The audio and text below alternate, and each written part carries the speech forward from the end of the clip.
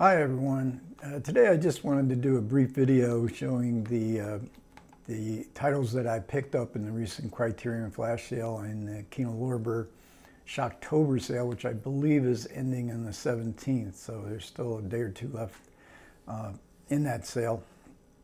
I hadn't planned on buying anything, but of course I can't resist the sale. And this not only is this a sale haul, but it's sort of a preview of coming attractions, because I'll probably be getting to all 9 titles that I have here before too long, in the next 4 to 6 weeks. And that is if I don't get put on a jury. I have jury duty a week from tomorrow. And yeah, in my state, you're a septuagenarian, doesn't matter. Actually, if you're 75, you can get excused. So I might get put on a murder trial that lasts 2 or 3 weeks. Maybe I'll be sequestered. Of course, my first question to the judge will be, when are the bathroom breaks? If you're a man in your 70s, whenever you go anywhere, the first question that comes to mind, where are the restrooms? So anyways, let's start with the Criterions. And before I get to the titles that I bought, I did also buy a Criterion t-shirt, extra large, relaxed fit, big C on the title. And then when people walk by and say, what the heck could that C stand for? And they turn back to look at you, there it is, the Criterion collection. So I'll be wearing these whenever I do a Criterion a video on a Criterion title. So let's get to the titles. First off, I picked up Exotica, and these are all recent releases from Criterion. And this is a film by Adam Agoyan, and I saw this when it came out. I think it's 1994, and I really liked it. It has a very strange, mysterious vibe. There's some really unusual performances in here. Maury Chaykin is in this film, and he played Nero Wolfe on a short-lived TV series on Nero Wolfe, and I often wonder where I'd seen him before. And he is evidently in this film. I've seen a couple of other Agoyan films, and they didn't quite match the same mysterious vibe that I got out of Exotica. And I've not seen this since, so I'm anxious to take another look at that. Then I bought a film from 1938, Hotel du Nord by Marcel Carne, and this is just you know, the shadowy black and white photography of French films in the 1930s is just absolutely amazing. The Port of Shadows, I think, is another one that I have that I love to rewatch just to see the black and white. And I expect this to be a very moody. I don't believe I've ever seen this one. I may have, but my memory is so bad. I'm hoping that I don't remember any of it, because you know, it's fun to see especially an old movie that I've never seen before for the first time. And I believe this is playing on the Criterion channel, but when I took a look at the supplements, they look pretty good. So I think I'll enjoy going through all these supplements. And then lastly, from Criterion, I got Night of the Living Dead in 4K. Now, I'm currently in a month-long survey of the horror films of 1972. This is not from 1972, this is 1968. I did see this in the movies when it came out. It was one of the most low-budget movies I had ever seen, and I didn't really know what to make of it. It was already in the process of becoming some sort of cult classic. And I've never seen it since, and I've never seen any of the sequels, and I don't believe I've ever even seen another George Romero film. But I saw him interviewed in the supplements for Tales of Hoffman, which is Tales of Hoffman, George Romero's favorite film of all time. Who would have guessed? And he was so good, and so I am kind of interested in getting back to this, to seeing this film again. And also it comes with such a ton of extras. And I'm kind of planning on ending my horror films of 1972 a few days early from Halloween, because I want to cover a film called Lisa and the Devil by Mario Bava, a suggestion or from a viewer who left a comment, could you please do a video discussion on that film? And I looked it up, and it's available to me on Canopy. So I want to do that, and then Halloween Eve, I want to publish a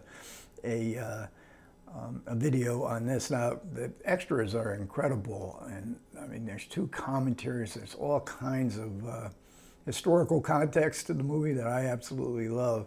So again, as long as I don't have jury duty, I don't actually get put on a jury, I should be able to keep to the schedule and wind up the month of October with one of the classic horror films of all time. So that's my Criterion haul.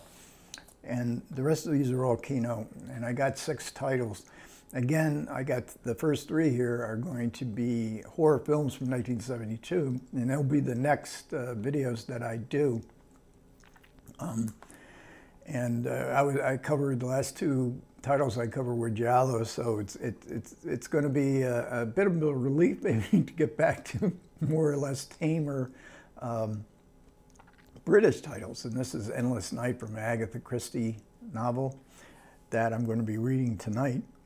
I never read that one. This is this title, this Agatha Christie novel, is one that doesn't have Hercule Poirot or Miss Marple. It's one of her standalones. It's described as horror on IMDb, and probably it's going to be more or less more along the lines of "And Then There Were None." It's supposed to have a great twist ending, and that is Haley Mills. And Haley Mills was one of my teenage heartthrobs in the 1960s. Co-stars Yul Bennett, and this is the 3rd film she made with Yul Bennett.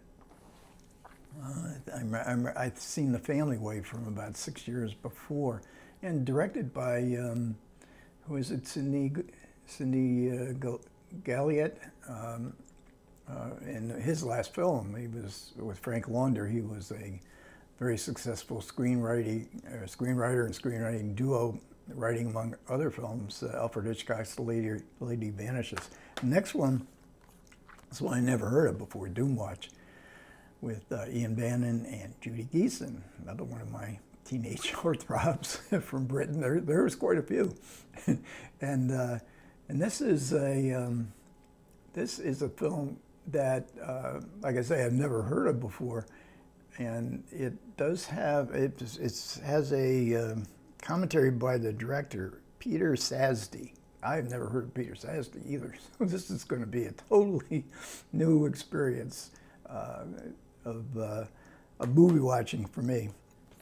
And then I also got the double feature of The Abominable Dr. Phibes, Dr. Phibes Rises Again, the sequel being a 1972 film, but I am going to watch the original beforehand and get to Vincent Price, and we get to what appears to be 4, there's 2 movies here, 4 commentaries, and on each one there's one by a man by the name of Justin Humphreys, who wrote a book called the Dr. Phibes Companion. This is like reading Ulysses, where you have a companion to help you get through the films. I'm sure these movies aren't going to be quite as challenging as Ulysses, but you know, they look like they're going to be a lot of fun in the British horror way.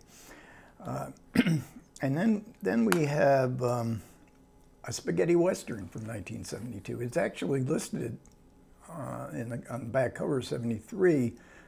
IMDb listed as 72, and it did, I checked, and it did actually premiere in Italy in 1972. Not that I'm being all that strict with the dates because of all the various releases in different countries. Man of the East with Terence Hill, a spaghetti western that was filmed, I believe it was filmed in Yugoslavia, so not only the Man of the East, but a spaghetti western of the East. And next up is And Hope to Die, and this is another crime movie from 1972, and that's Jean-Louis Trinier, Robert Ryan, Aldo Ray, I can't remember the name of this actor here. directed by Rennie Clement, and he is certainly one of the top French directors of the 50s, 60s, 70s, this is a crime movie. I think it starts in France and then it moves over to Canada, and I'm expecting with those two American actors in there, it's probably going to be in English.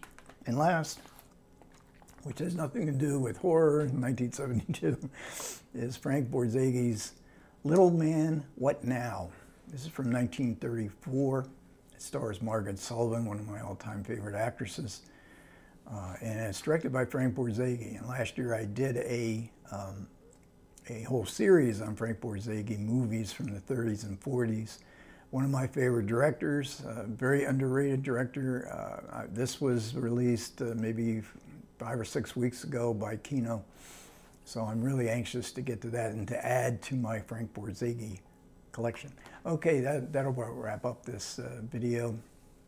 Thanks a lot for listening. Let me know if you want. Let me know what any titles that you guys picked up in these two sales.